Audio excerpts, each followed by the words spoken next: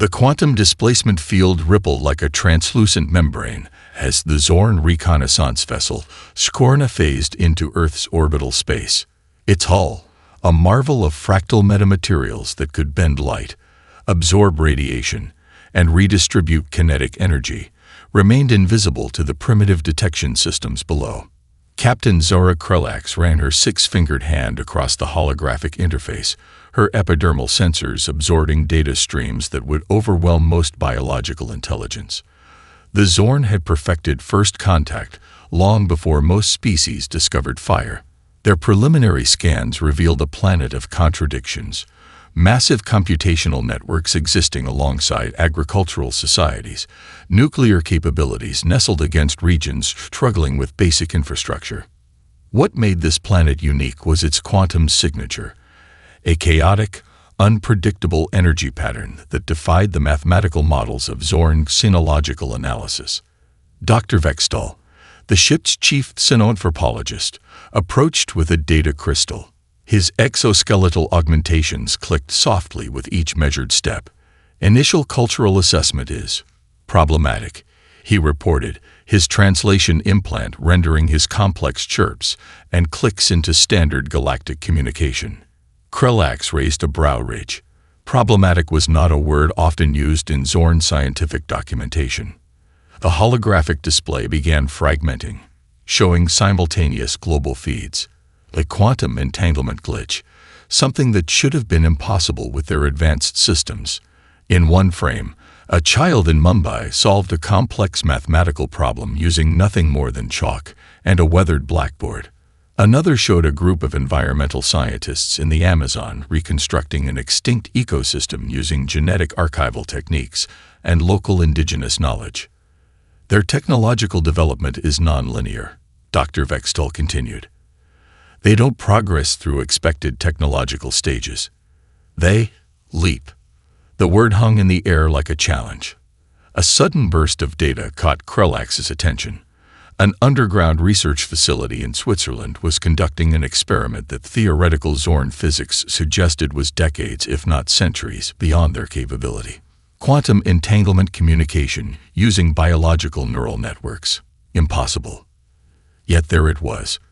Display full spectrum analysis, she commanded. The ship's computational core, a living crystal network that could process more information in a microsecond than most species could in a millennium, began to break down the data. Something was wrong. The mathematical models didn't just fail to predict human behavior. They seemed to dissolve when applied to human potential. Each data point was a paradox. Each cultural interaction a non-linear response that defied standard sinological classification. Dr. Vextal's translation implant began to malfunction, producing fragmented outputs that seemed more like poetry than scientific observation. Potential, immeasurable. Trajectory, unpredictable. Species classification, unknown. Krelax felt something she hadn't experienced in her extensive career. A sensation the Zorn had no precise word for, closest to the human concept of unease. Her neural implants traced multiple potential interaction scenarios: conquest, subjugation, assimilation, elimination. None of the models felt conclusive. Outside the ship's quantum-shielded hull, Earth continued its chaotic dance. Millions of individual units, humans, moving with a complexity that resembled a living organism more than a collection of separate entities. Prepare initial contact protocols, Krelax finally said, but modify standard approach vectors. This requires careful consideration. Little did she know, the very act of observation was already changing everything. The Zorn transmission arrived simultaneously across every electronic device on the planet, a technological feat that should have terrified humanity into submission. Instead, it ignited something far more dangerous. In the windowless command center beneath the United Nations headquarters in New York, Dr. Elena Rodriguez took a deep breath. A quantum systems expert with a background in game theory and cultural anthropology, she was perhaps the most unexpected member of the hastily assembled global response team. To her left, General Michael Chen from the United States Cyber Command studied the alien message with a mathematician's precision. To her right, Dr. Aisha Okeke, a Nigerian artificial intelligence researcher, was already dissecting the transmission's underlying communication matrix. "It's not just a message," Dr. Okeke muttered, her fingers dancing across multiple holographic interfaces. "It's a complex negotiation protocol embedded with psychological manipulation algorithms." The alien ultimatum was a masterpiece of linguistic engineering. Each word was calibrated to trigger specific neurological responses, designed to induce a cascading effect of hopelessness and submission. In previous encounters, this technique had reduced entire civilizations to compliant vassals within solar cycles. But humanity was different. Across the globe, something unprecedented began to happen. In a cramped Tokyo apartment, a teenage sports strategist named Hiroshi Tanaka began coordinating a global communication network. Using platforms originally designed for multiplayer gaming, he created a real-time collaborative system that could process and analyze the alien transmission faster than any government supercomputer. Deep in the Amazon rainforest, an indigenous environmental protection team led by Maria Santos saw the alien message as just another form of colonial threat, something they had resisted for centuries. Their intricate knowledge of survival, passed down through generations, began transforming into a global resistance strategy. Silicon Valley's most competitive tech companies, rivals who had spent years in cutthroat competition, suddenly found themselves sharing resources, code, and computational power. The same competitive spirit that had driven technological innovation now focused on a singular goal: understanding and countering the alien threat. Dr. Rodriguez watched in amazement as global communication patterns transformed. It wasn't just governments or militaries responding. It was entire ecosystems of human knowledge and creativity. A group of climate scientists in Antarctica discovered that the alien transmission's quantum signature contained subtle mathematical patterns. What the Zorn believed was a perfect communication protocol was, to human perception, full of exploitable weaknesses. "They think in straight lines," Dr. Okeke explained, her eyes reflecting complex computational models. "We think in networks." The response was not going to be a traditional diplomatic missive or a military declaration. It would be something entirely unexpected. Global crowdsourcing platforms began breaking down the alien message. Linguists, mathematicians, musicians, artists, each bringing a unique perspective. What emerged was not just a rejection of the ultimatum, but a comprehensive deconstruction of the Zorn's communication methodology. In Buenos Aires, a collective of street artists began encoding resistance messages into massive urban art installations. In Lagos, musicians started composing pieces that contained complex mathematical codes. In Mumbai, software developers created adaptive communication algorithms that could evolve in real time. The human response was taking shape, not as a unified voice, but as a symphony of diverse, interconnected responses. General Chen looked up from his analysis. "They're trying to communicate using a fixed protocol. We're going to respond with pure, unfiltered human complexity." Dr. Rodriguez smiled. The alien ultimatum had made a fundamental miscalculation. They saw humanity as a singular entity to be conquered. Instead, they had provoked a global, distributed intelligence that defied traditional understanding. The message they would send back would be more than a rejection. It would be a declaration of human potential, chaotic, unpredictable, and utterly uncontainable. "Prepare the response," she said, her voice calm but charged with an energy that felt almost electric. "Let them understand what they're dealing with." The first Zorn dropships breached Earth's atmosphere like obsidian daggers, their quantum-phased hulls rendering them nearly invisible to conventional detection systems. Each vessel was a marvel of xenotechnology, living weapons that could reconfigure molecular structures, neutralize electromagnetic defenses, and adapt instantaneously to resistance. At the Cheyenne Mountain Complex, Colonel Sarah Nakamura watched the initial invasion unfold through a mosaic of augmented reality displays. Her team was anything but a traditional military response. Quantum physicists stood alongside neural network engineers. Cybersecurity experts worked with environmental scientists. The defense strategy was less about firepower and more about turning the entire planet into an adaptive, responsive system. They're targeting computational infrastructure, Dr. Eli Weiss, a quantum computing specialist, announced. His fingers danced across holographic interfaces, tracing the alien assault's computational signatures. But they're using a predictive model based on linear technological progression. In Mumbai, Priya Venkatesh, a 23-year-old game designer who had previously created complex, multi-layered simulation environments, realized something crucial. The alien assault followed a precise, mathematically elegant invasion pattern. Elegant, but ultimately predictable. Her gaming collective began their counterattack. Using distributed computing networks originally designed for massive multiplayer environments, they started introducing computational chaos. Each server became a node of resistance.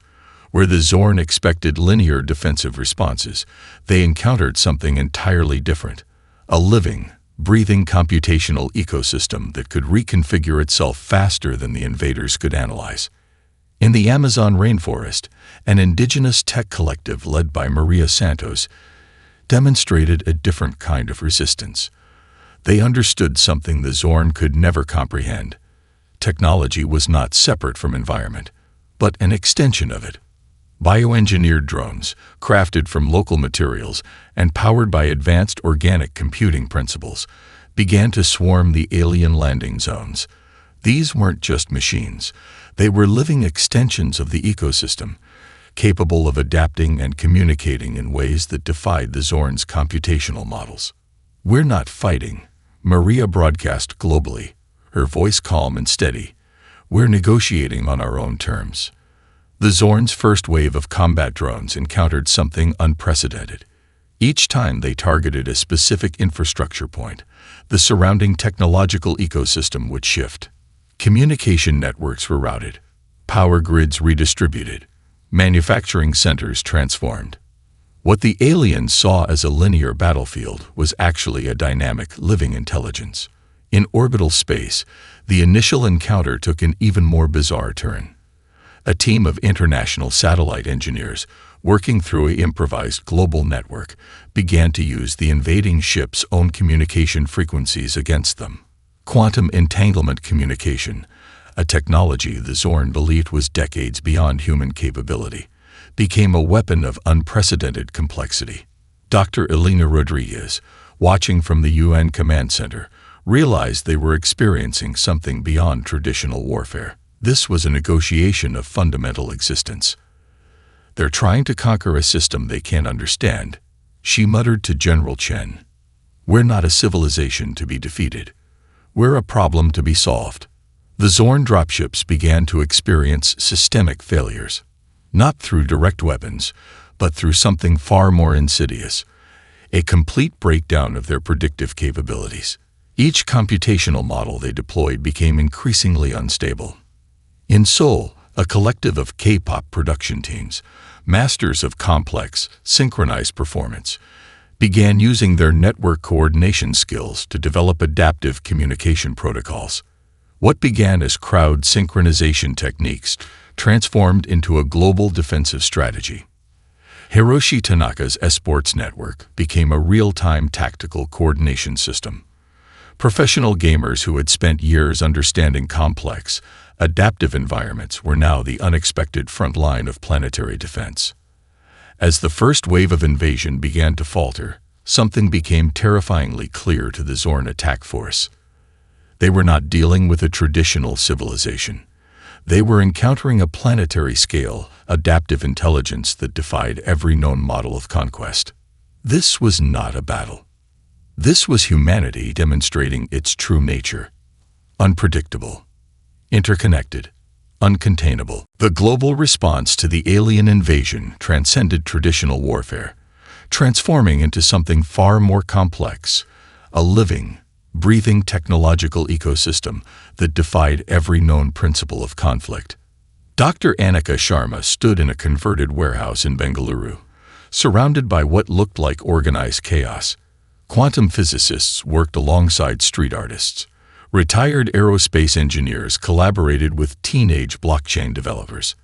The room hummed with an energy that was part innovation, part pure human audacity. "It's not about defeating their technology," she explained to a group of international observers watching via holographic link. "It's about redefining the entire concept of technological interaction." Their current project was nothing short of miraculous. Using a combination of quantum computing, biological neural networks, and adaptive AI algorithms, they were creating a planetary defense system that was less a weapon and more a living organism. In the Arctic Research Station, Dr. Mikhail Volkov discovered something extraordinary. The alien technology, for all its advanced capabilities, operated on fundamentally rigid computational principles. Humans, by contrast, understood the power of imperfection, of mutation, of unexpected connections. A group of marine biologists in Indonesia found inspiration in deep-sea ecosystems. They began developing communication protocols based on the complex, decentralized networks of coral reef systems. Each node could fail, but the overall system would continue to function and adapt. Across the globe, manufacturing lines transformed with impossible speed. A textile factory in Bangladesh suddenly became a precision electronics workshop.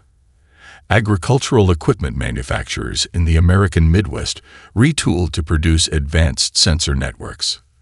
The global supply chain became a weapon, fluid, adaptive, unpredictable. In Sao Paulo, a collective of street performers and computational artists created what they called algorithmic resistance. They developed communication systems that used artistic expression as a form of encrypted messaging. Musical compositions became complex computational models. Dance movements translated into adaptive network protocols. The Zorn's technological superiority began to crumble against something they could not comprehend: a technological ecosystem that was more organic than mechanical. Hiroshi Tanaka's gaming network evolved into something far beyond its original purpose. What began as an entertainment platform became a global distributed computing system. Professional gamers became tactical coordinators. Their understanding of complex adaptive systems proved more valuable than traditional military strategy. Dr. Elena Rodriguez discovered that the key to countering the alien invasion was not in matching their technology, but in embracing human unpredictability. Each time the Zorn's computational models tried to predict human response, they encountered something entirely unexpected. In a research facility in Kenya, a team led by Dr. Amina Okonkwo developed what they called quantum uncertainty engines. These were not traditional weapons, but computational systems designed to introduce controlled chaos into alien technological networks. Based on principles of African mathematical traditions and cutting-edge quantum physics, these engines could destabilize even the most advanced alien computational systems. The planetary defense became a living, breathing entity. Communication networks that once separated nations now unify them. Social media platforms transformed into real-time tactical coordination systems. Every technological system became part of a larger adaptive organism. Major General Chen observed the transformation with a mix of wonder and scientific precision. "We're not just defending," he noted to his international colleagues. "We're demonstrating a fundamentally different approach to existence." A group of indigenous environmental defenders in the Amazon showed how technological resistance could be deeply connected to ecological understanding. They developed sensor networks that mimic the communication systems of forest ecosystems, decentralized, adaptive, resilient. The Zorn's invasion had made a critical miscalculation. They saw technology as a tool of conquest. Humans saw it as an extension of creativity, of life itself. Each computational model, each communication protocol became a form of collective expression. Art became weapon. Play became strategy. The entire planet transformed into a complex, adaptive system that no linear computational model could fully comprehend. As the alien fleet continued its assault, They began to realize a terrifying truth. They were not fighting a civilization. They were wrestling with a living, planetary intelligence that defied every known principle of technological interaction. Humanity was not just resisting. Humanity was evolving. The Zorn had perfected psychological warfare across 1,000 conquered civilizations. Their neural manipulation techniques had brought entire species to their knees without firing a single weapon. They understood fear, despair, and submission as precise mathematical equations. They did not understand hope. In a makeshift refugee center in what was once a Barcelona soccer stadium, Lucia Morels watched something extraordinary unfold. The center wasn't just a place of survival. It was a living laboratory of human adaptation. Refugees from different continents, cultures, and backgrounds were transforming trauma into collective strength. A group of child psychologists worked alongside trauma survivors, developing real-time psychological support networks that spread faster than any alien communication system. What the Zorn saw as a population to be broken, humans saw as an opportunity for collective healing. Dr. Kwame Osai, a Ghanaian neuroscientist specializing in collective trauma response, had discovered something remarkable. Human psychological resilience wasn't about individual strength. It was about complex social networks of support, creativity, and shared narrative. They're trying to break our spirit, he explained to a group of international researchers, but they don't understand that our spirit is not a singular thing. It's a network. The Zorn's psychological warfare algorithms began to encounter something unprecedented. Every attempt to introduce despair was met with an immediate multi-layered response of hope, creativity, and unexpected solidarity. Social media platforms transformed into global support systems. A meme created in Brazil would inspire resistance in Tokyo. A street performance in Nairobi would become a coded communication network in New York. Art became resistance. Humor became a weapon. In the ruins of a bombed-out community center in Beirut, a group of local artists began creating massive murals that were simultaneously works of art, communication networks, and psychological warfare tools.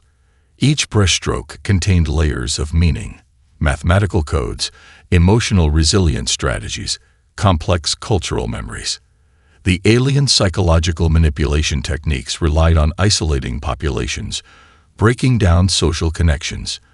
Instead, they found themselves facing a species that became stronger through adversity, more connected through challenge. Maria Santos, leading the indigenous resistance in the Amazon, understood this principle intrinsically. Her community had survived centuries of attempted erasure. The alien invasion was just another challenge to be transformed. "We do not fight," she broadcast globally. "We create." Refugee camps became centers of innovation. A group of displaced engineers in a camp near the Turkey-Syria border developed communication technologies that could operate with minimal infrastructure. Teenagers created educational programs that could be transmitted through multiple channels. Artists developed visual communication systems that could bypass traditional language barriers. The Zorn's psychological warfare algorithms began to malfunction. Every time they introduced a narrative of defeat, humans would respond with a multifaceted narrative of hope, creativity, and collective transformation. In orbital space, the alien fleet's psychological monitoring systems began to experience critical failures. The human response defied every known computational model of resistance. Dr. Elena Rodriguez discovered that human psychological resilience was fundamentally different from any known species. It wasn't about individual survival, it was about collective imagination. A global network of therapists, artists, musicians, and community leaders began developing what they called resilience protocols. These were not traditional defense mechanisms, but complex social technologies designed to transform trauma into creative energy. In a virtual reality rehabilitation center in Seoul, trauma survivors were using advanced therapeutic technologies to not just heal, but to reimagine their experiences. What the Zorn saw as weakness, humans saw as an opportunity for growth. The psychological battlefield became something entirely unexpected. Humor became a form of resistance. Art transformed into communication. Personal stories became global narratives of hope. Children in refugee centers created elaborate storytelling networks. Each story became a form of resistance, a way of maintaining cultural memory, a method of psychological survival. The Zorn realized, with growing horror, that they were facing a species that did not just survive psychological warfare, they transformed it. Humanity was not a population to be conquered. Humanity was a living, breathing, constantly reimagining network of collective potential. And they were just getting started. Humanity's breakthrough came from its most unexpected resource, its diversity. A global network emerged, not just of humans, but of their AIs, their machines, their entire technological ecosystem. Every device, every system became part of a living, breathing defensive mechanism. Quantum entanglement networks developed in weeks. Biological adaptations emerged that would take other species millennia. Machine learning systems began to predict alien strategies before they were implemented. The Zorn realized they weren't just fighting in species, they were fighting an adaptive, global intelligence that could reimagine itself faster than any known civilization. The remaining Zorn fleet approached Earth with what they believed was an overwhelming force, a computational nightmare of destruction that had broken 1,000 civilizations before. Their quantum-powered battleships stretched across the solar system like a metallic cancer, each vessel a testament to millennia of technological superiority. They did not understand they were about to encounter something beyond warfare. Admiral Krelax watched her tactical displays with growing incomprehension. The human defense systems defied every known principle of conflict. Cities were not just defending themselves. They were living, breathing adaptive organisms. In New York, the urban infrastructure transformed. Skyscrapers became computational nodes. Subway systems reconfigured into communication networks. Roads became adaptive sensor grids. The entire metropolitan area was no longer just a city. It was a living, thinking entity. The Amazon rainforest became a biological computational center. Maria Santo's indigenous tech collective had transformed ecological networks into a planetary defense system. Fungal networks, root systems, and advanced quantum sensors created a living, breathing early warning mechanism that could predict and redirect alien assault vectors. Dr. Elena Rodriguez coordinated from a mobile command center that was itself a marvel of adaptive technology. It wasn't a traditional military installation. It was a living network that could reconfigure itself instantaneously. We're not defending. She communicated globally. We're evolving. In orbital space, the confrontation took on a surreal quality. Human satellites weren't just communication devices. They were adaptive nodes of a global intelligence. Each satellite could communicate, reconfigure, and respond faster than the Zorn's most advanced computational systems. The indigenous environmental defenders in the Arctic had developed communication protocols based on the survival strategies of extreme ecosystem inhabitants. Polar bear migration patterns became computational models. Lichen survival techniques transformed into defensive strategies. Hiroshi Tanaka's global gaming network reached its ultimate potential. Years of developing complex, adaptive multiplayer environments had created a generation that could think in networked, non-linear ways. Military strategy became indistinguishable from collaborative problem-solving. Dr. Anika Sharma's distributed intelligence network revealed its true nature. It wasn't a weapon system. It was a planetary consciousness emerging. Each human became both an individual and part of a larger, living intelligence. The Zorn's computational models began to experience critical failures. Their predictive algorithms simply couldn't process an intelligence that was fundamentally different from anything they had encountered. In a refugee camp in Jordan, displaced engineers developed communication protocols that could operate with minimal infrastructure. In the Arctic Research Station, climate scientists integrated their understanding of complex environmental systems. Street artists in Sao Paulo created visual communication systems that bypassed traditional language barriers. Admiral Krulax watched in growing horror as her most advanced assault strategies dissolved before implementation. The human response wasn't just adaptive, it was transformative. Dr. Kwame Osei's research on collective trauma response had become a critical component of planetary defense. Psychological resilience was now a form of technological resistance. Every attempted psychological manipulation was immediately transformed into a creative, collaborative response. The final confrontation was not a battle in any traditional sense. It was a moment of planetary metamorphosis. Cities breathed. Ecosystems communicated. Individuals became nodes of a living, global intelligence. The Zorn fleet found itself encountering something beyond comprehension. Their weapons became useless against a species that didn't just adapt. It transformed the very nature of conflict. "We are not fighting," Maria Santos broadcast globally, her voice calm and clear. "We are becoming." In that moment, humanity demonstrated something fundamental. They were not just a species to be conquered.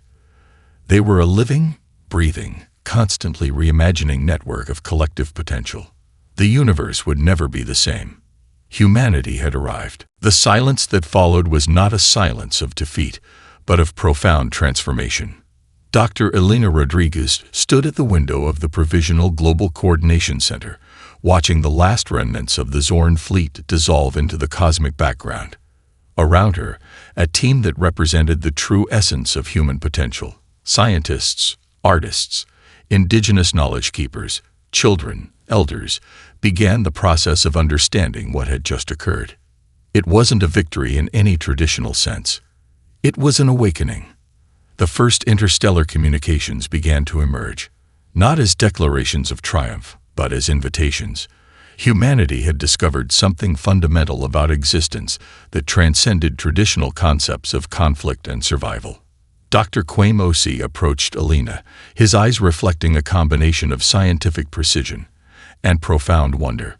"We didn't just defend ourselves," he said quietly. "We demonstrated an entirely new way of being." Across the planet, the transformation continued. Cities that had been battlegrounds were now living laboratories of collaborative reconstruction. The technologies developed during the conflict were already being reimagined as tools for global healing, environmental restoration, and collective problem-solving. In the Amazon, Maria Santos worked with her indigenous tech collective to integrate the defensive technologies into ecological restoration projects. The quantum communication networks they had developed became tools for understanding and protecting complex biological systems. Hiroshi Tanaka's global network, which had been crucial in the planetary defense, now focused on creating educational platforms that could connect learners across impossible distances. What had been a weapon of resistance became a bridge of understanding. The scientific community was struggling to comprehend the full implications of what had occurred. The distributed intelligence network they had developed was unlike anything in known existence. It wasn't an artificial intelligence in any traditional sense. It was a living, planetary consciousness that defied previous understanding. Dr. Anika Sharma discovered that the network continued to evolve even after the conflict. It was learning, adapting, growing, not through traditional computational methods, but through a complex interplay of human creativity, ecological understanding, and collective imagination. The first extraterrestrial diplomatic envoys arrived not with weapons, but with a profound sense of curiosity. They came from civilizations that had watched the conflict with a mixture of terror and fascination. Humanity had not just resisted conquest, they had redefined the very concept of intelligence and potential. "We are not exceptional," Elena broadcast to these first diplomatic missions.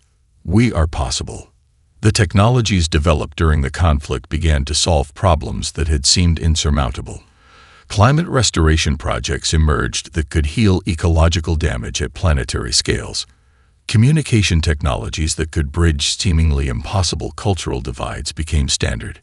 In refugee camps that had been crucibles of resistance, new forms of governance emerged, not based on traditional hierarchical structures, but on the distributed, adaptive intelligence they had developed. Each individual was both a unique entity and part of a larger collective consciousness. The children born in the aftermath of the conflict were different. They understood collaboration not as a strategy, but as a fundamental way of being. Their educational systems were living, adaptive networks that could transform instantly based on collective need. Dr. Mikhail Volkov, studying the long-term impacts, realized they had experienced something beyond a defensive action. It was a species-wide moment of collective becoming. The Zorn Communications Archives, recovered and studied, revealed the true depth of their miscalculation. They had approached humanity as a civilization to be conquered, never understanding that they were encountering a living, evolving system of collective potential. Interstellar communication networks began to change. Humanity was no longer seen as a potential threat or a species to be categorized. They were becoming something else entirely, a model of possibility. "We are not conquerors," Maria Santos explained during one of the first interstellar diplomatic conferences. "We are collaborators. We are possibility." The cosmic revelation was not about human superiority. It was about human potential, a way of existing that was fundamentally different from any known civilization. They had not just survived. They had transformed, and they were just beginning to understand what that meant. The universe watched and learned.